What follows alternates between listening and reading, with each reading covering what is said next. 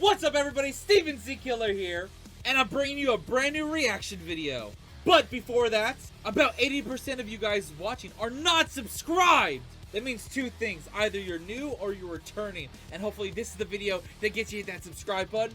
Today, the new goal for this channel is 400,000 subscribers, and the only way we can do that is by you right there hitting that subscribe button. I can feel it rising. I can feel it. Ah! Keep hitting the subscribe button. Keep doing it. One day we'll even go even further beyond and hit 1 million subscribers.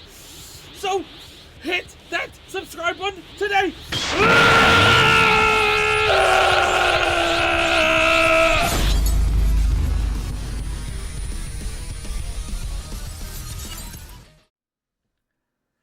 What's up everybody, Steven Z Killer here bringing another reaction to some film theory. Now this is a film theory based off the Five Nights at Freddy's movie.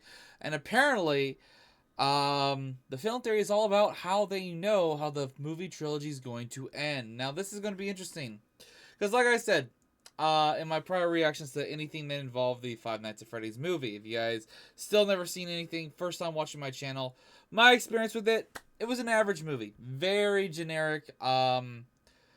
Expectations were high for a lot of people, and I feel like the movie didn't quite deliver what everyone was hoping for, and at the same time, it was all over the place. And me personally, I thought the movie was watchable, but not that great. Would I say it's like groundbreaking? Hell fucking no. But I still will say it was worth watching as a FNAF fan. And if you're not a FNAF fan, you might get confused in all hell. And overall, my rating for the movie was a solid 5 out of 10. It's pretty average, I would say. Like, low average. So, anyways, that's my thing. Let's check out the movie trilogy, and hopefully maybe in the future when the more FNAF movies come out, maybe those movies will improve that movie. Who knows? But, anyways, let's check out the video. The link will be down below for the original one. 69k likes, nice. But, yeah, this dropped a few hours ago. I'm late on a video. I uploaded a video early today, and now I'm also uploading a video late today. But things are it is. I'm still giving you guys 2 videos. And after this goes up, I should be streaming at some point whenever this goes live. And if you guys don't know, I do a live reaction stream where people who want to support me, who are members and or other means of support, can send me requests while I do things live. If you guys want to join, look out for that live stream every weekend, most often on Sundays. So, anyways, let's get into this and enjoy it right now.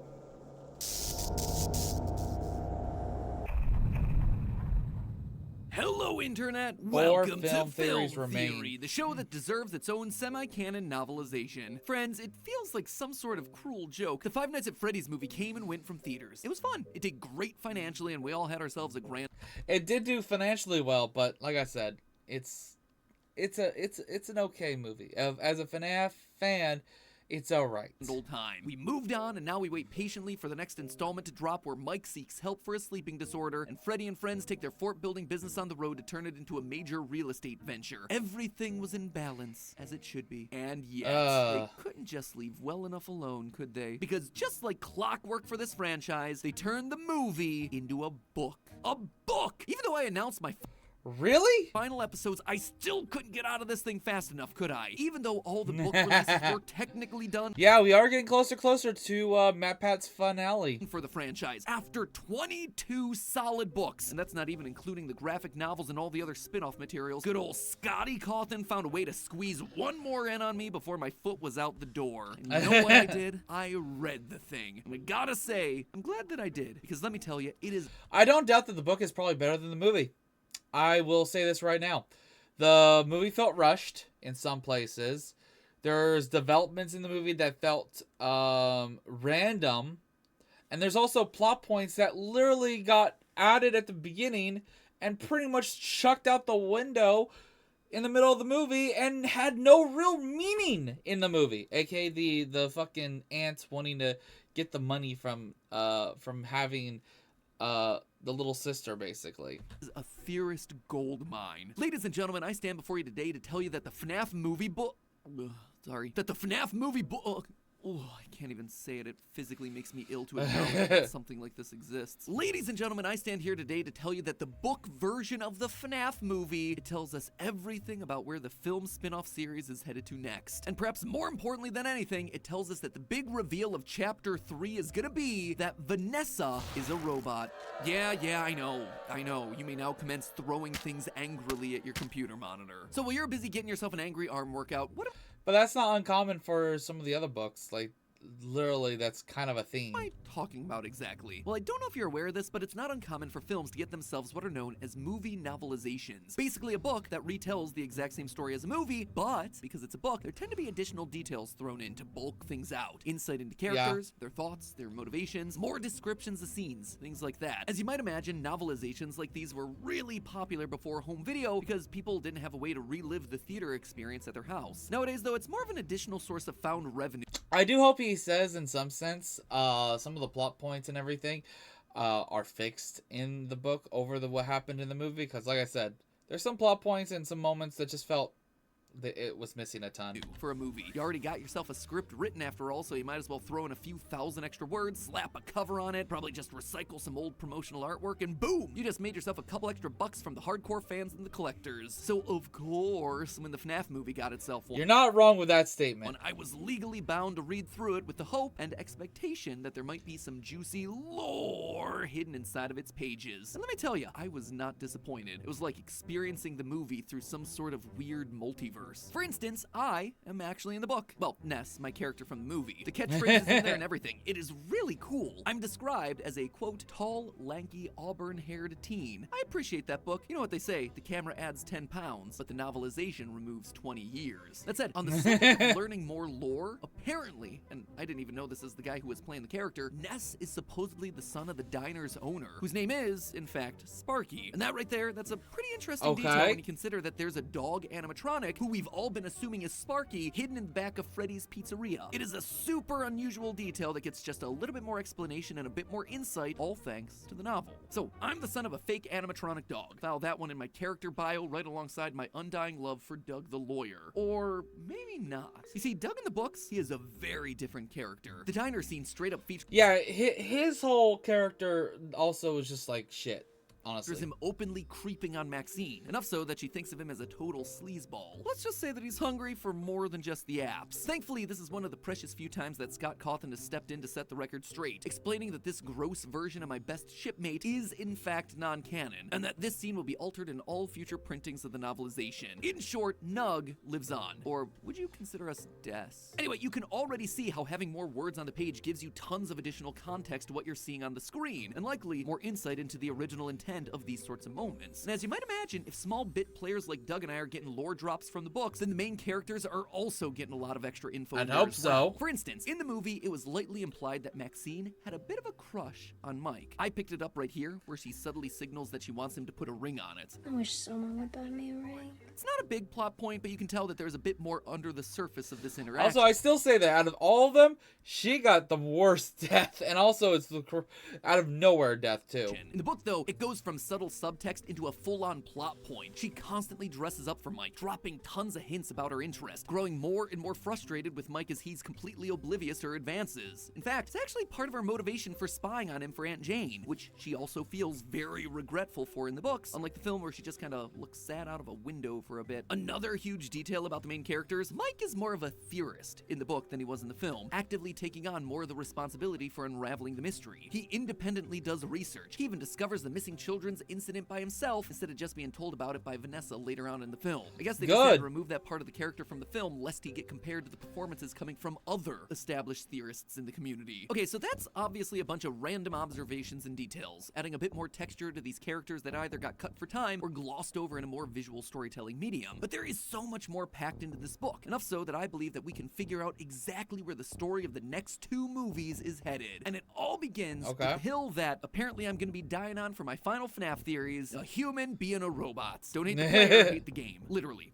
I'm not the one making up the story here, friends. I just interpret the clues as best I can. But in this case, we don't have ourselves a robot boy. Instead, we have ourselves a robot cop, Vanessa. Vanessa is a robot, and I suspect she's not going to be the only one. Now, obviously, that is a huge claim to make, so let's start backing it up, shall we? Last time we talked about how Film Afton seems to be much further along in his understanding of the possessed animatronics than either his game or book counterparts. For instance, he knows that they operate based off the pictures that are hung on the wall. What have you done? He knows that, as he's dying, he needs to be wearing the golden Bonnie suit in order for his soul to survive by bonding to the metal. I always come back. He even seems to have a rudimentary understanding of Remnant based on the existence of that weird torture Freddy mask. I mean, seriously, these animatronics are not inventing a device like this. It has Facts. to have been man-made. In fact, the novelized version of the movie's cold open suggests exactly this. If you read the prologue of the book very closely, you learn that Bob, the security guard whose death opens the film, had already figured out that he was nothing more than a lamb for the slaughter in this job. First, his internal monologue acknowledges that he had been hired to guard the pizzeria. It's written expressly in sarcastic scare quotes there, showing that he knows very Also, people let me know, and I think it was even talked about at some point that Markiplier was supposed to have a role in the movie, and he was going to be the first.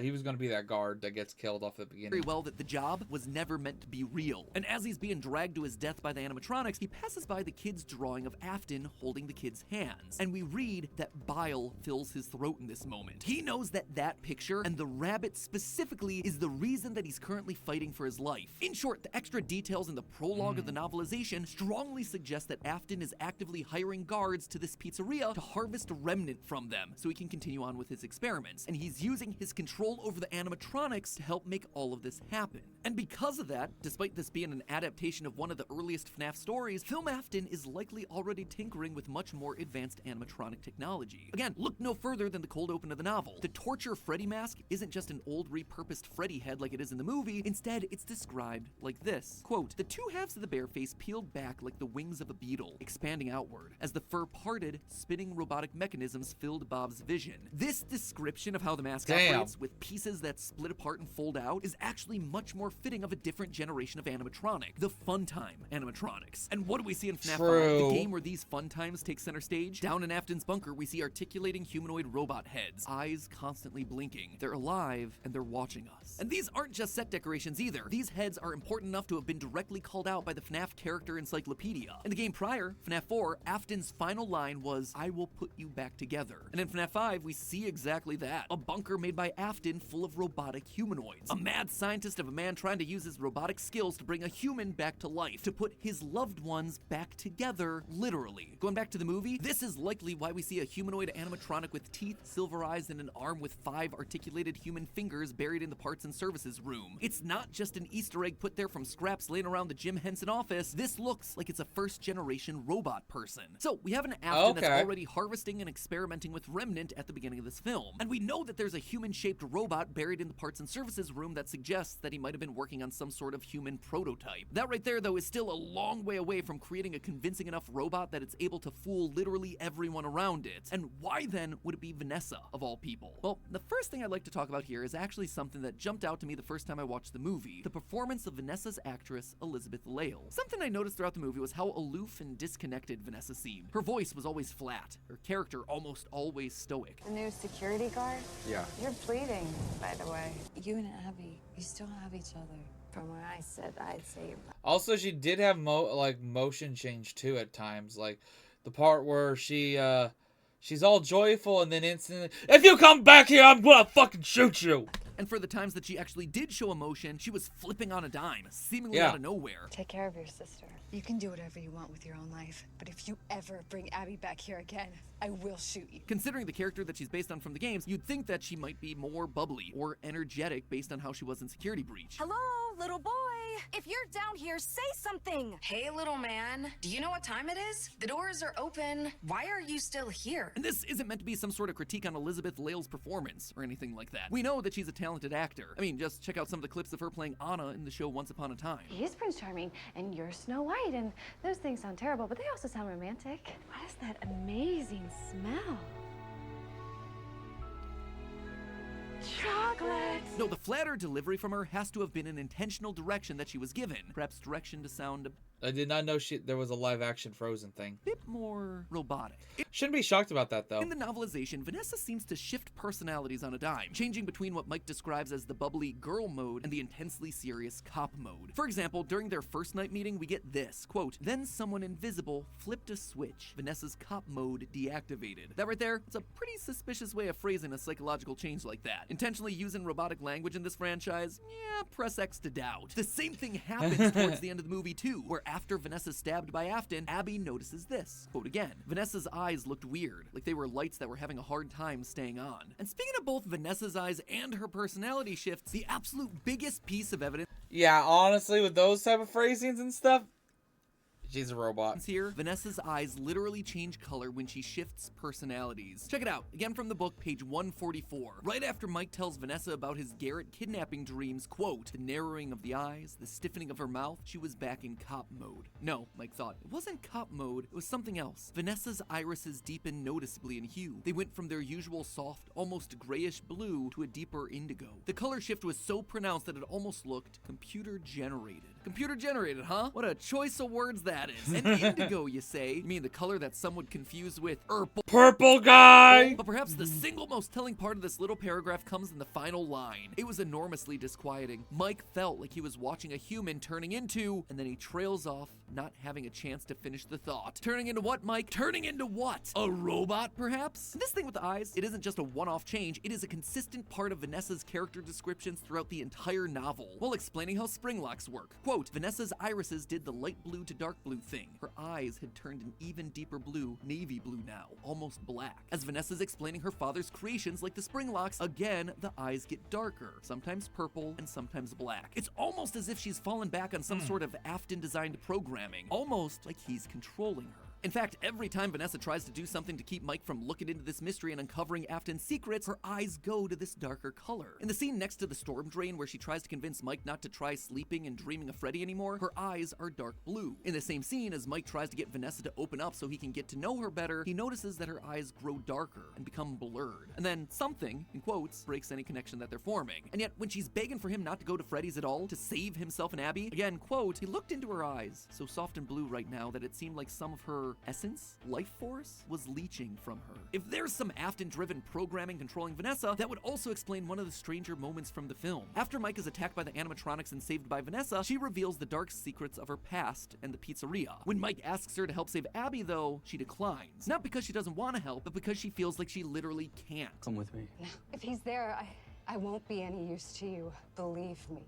That actually made way more sense. When she does show up to the pizzeria later on, once confronted by Afton, she's only able to bring herself to shoot once before completely freezing up, kind of like a computer that's crashed. Even my favorite line of the movie, You had one job. Keep him in the dark and kill him if he got too close. That's 2 jobs. is a robotic, process-driven answer. And before I say that Vanessa can't be a robot because we see her get stabbed and have to go to the hospital, yeah, that's admittedly the biggest point against the theory. That said, remember the franchise that we're talking about here, friend? There could be some reasons for that.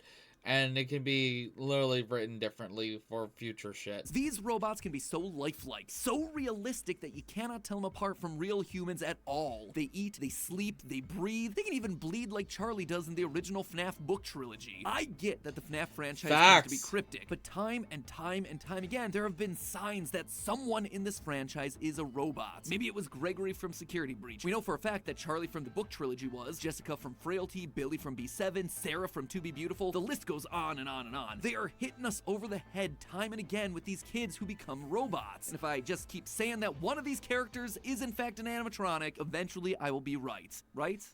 This would even make some strange imagery from the games make more sense. Remember the unmasked ending from Security Breach? No, of course not. Why would you? Well, in it, we see 2 Vanessas. One who's fallen to the ground and died, while another's still up on the roof of the building looking down at the scene. This was always weird, and we as a FNAF community just kind of politely ignored it. But it suddenly makes a lot more sense if Vanessa is in fact a robot. This is just 2 recreations of the same model. One became active the second the other one died, which again is something that we see happening in the original novel trilogy with Charlie bots. But why? Sure, Afton might be creepy, and he's even creepier in the book, but why go through all of this trouble trouble. Keep the pizzeria up and running, hire new guards to farm Remnant from, create an animatronic as human as Vanessa. Why is he doing it? Well, the answer seems to be staring us in the face throughout the movie. It's this. The Ella Springlock suit in the back. Think about it. Vanessa is incredibly cautious around this animatronic in the film, warning Mike not to go near it and going as far as threatening to shoot him if he brings Abby back to the pizzeria. If she loves all these animatronics so much, why is she so cautious about this one? Well, what if it already killed someone?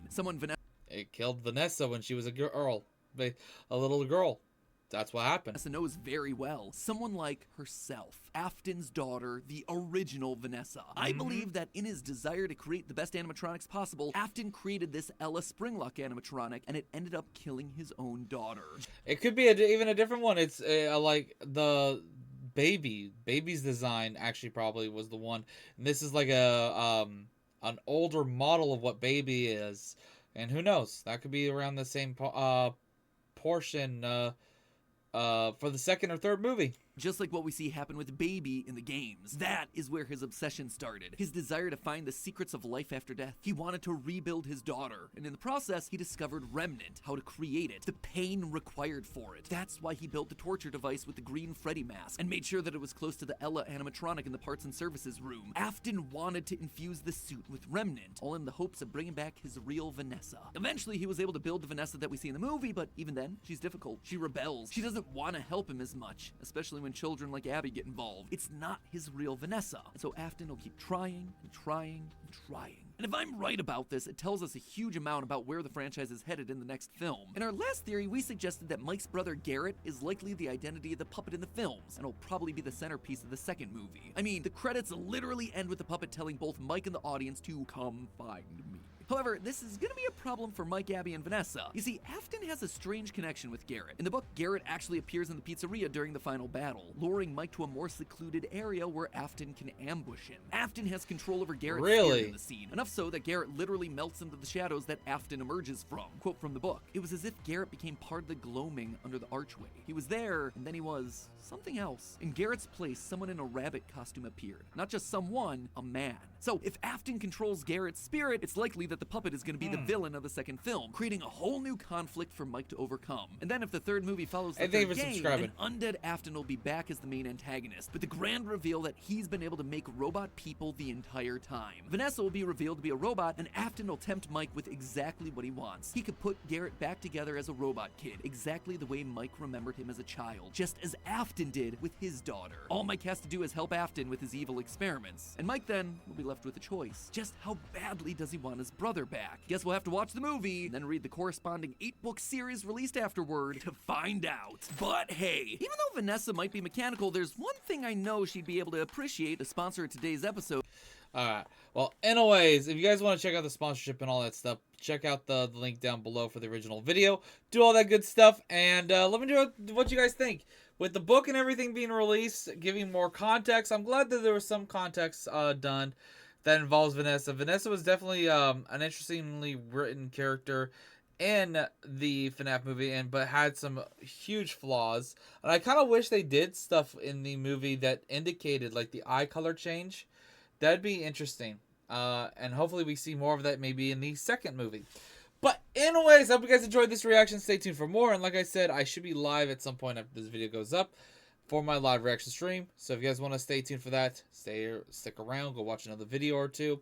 And I'll see you soon or in the next video. Till then, later.